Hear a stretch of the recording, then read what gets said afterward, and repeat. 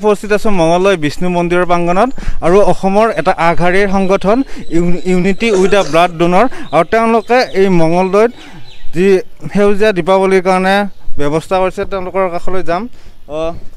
দীপাৱলী আহিছে মাজত কেইটামান দিন আপোনালোকে সেউজীয়া দীপাৱলীৰ ব্যৱস্থা কৰিছে কি ক'ব?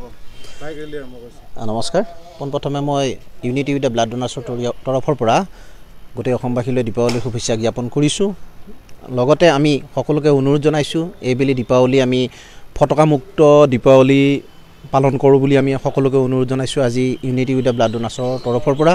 এই উদ্দেশ্যে আজি মঙলদৈ চহৰৰ মাজেৰে আমি এটা বাইক ৰেলী আৰম্ভ কৰিম খন্তেক পিছতে। এয়া আমাৰ আৰম্ভ, অলপ পিছতে আমি বাইক লৈ ওলাম। আমি সকলোকে অনুৰোধ জনাইছোঁ কাৰণ উচ্চ প্ৰাবল্যৰ ফটকাই পক্ষীকুল জীৱকুল বা বায়ু শব্দ সকলোখিনি প্ৰদূষিত কৰে।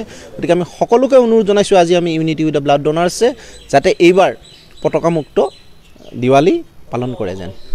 মোৰ লগত আৰু এজন ব্যক্তি আছে ইউনিটি উইথ দ্য ব্লাড ডোনাৰৰ। দাদা আপোনাৰ কাষলৈ আহিছোঁ, কি ক'ব ৰাইজক এতিয়াও অনুৰোধ কৰিম যিহেতু বিশ্বত যথেষ্টখিনি প্ৰদূষণ হৈছে আৰু লাহে লাহে এতিয়া কিন্তু ৰাইজে বুজি পাইছে।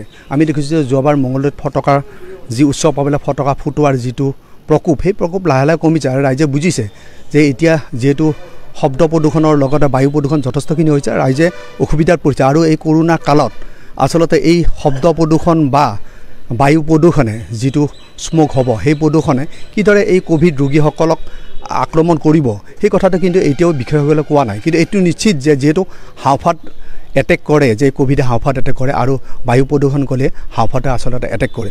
গতিকে যথেষ্টখিনি হয়তো আমাৰ কাৰণে প্ৰত্যাহ্বান আহি পৰিছে। মই এইটোৱে ৰাইজক আহ্বান কৰিম যে সকলোৱে এই যি উচ্চ প্ৰাবল্যৰ ফটকা সেই ফটকা বৰ্জন কৰি আমি সকলোৱে যি মাটিৰ চাকি সেই মাটিৰ চাকি জ্বলাবৰ কাৰণে অনুৰোধ কৰিছোঁ।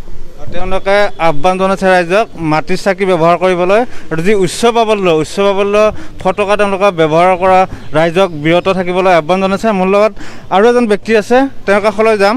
দাদা আপোনাৰ কাষলৈ আহিছোঁ, যিহেতু আপোনালোকে ব্যতিক্ৰমী চিন্তাধাৰা কৰিছে, ৰাইজক আহ্বান জনাইছে গ্ৰীণ দীপাৱলী, কি ক'ব?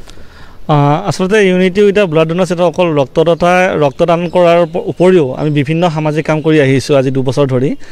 তো এইবেলিও আমি যি দীপাৱলী আহি আছে, আমি এই দীপাৱলীত যি উচ্চ প্ৰাবল্যৰ ফটকা বম আদি ফুটোৱাৰ পৰিপ্ৰেক্ষিতত যি পৰিৱেশ বিনষ্ট হয়, লগতে পশু আমাৰ চৰাই চিৰিকটিৰ বিভিন্ন ধৰণৰ ক্ষতি হয়, লগতে আমাৰ যি বয়োজ্যেষ্ঠ ব্যক্তিসকল আছে বা সৰু ল'ৰা ছোৱালী আছে তেওঁলোকৰো খুব বেছি পৰিমাণে তেওঁলোকৰো প্ৰভাৱ পৰে। তো সেইকাৰণে সেই উদ্দেশ্যৰে আমি ইউনিটি উইথ দ্য ব্লাড ডোনাৰ্ছৰ তৰফৰ পৰা আমি সকলোসমূহ ৰাইজক আহ্বান জনাইছোঁ যে আমি এইবাৰ যি মাটিৰ চাকি আছে মাটিৰ চাকি জ্বলাই আমি দীপাৱলী উৎসৱ উদযাপন কৰিব লাগে।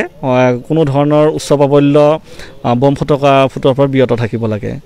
এনেদৰে মঙলদৈ বিষ্ণু মন্দিৰ প্ৰাংগণত unity with the blood donor এটা এই সংগঠনটোৱে ৰাইজক আহ্বান জনাইছে যে আপোনালোকে গ্ৰীণ দীপাৱলী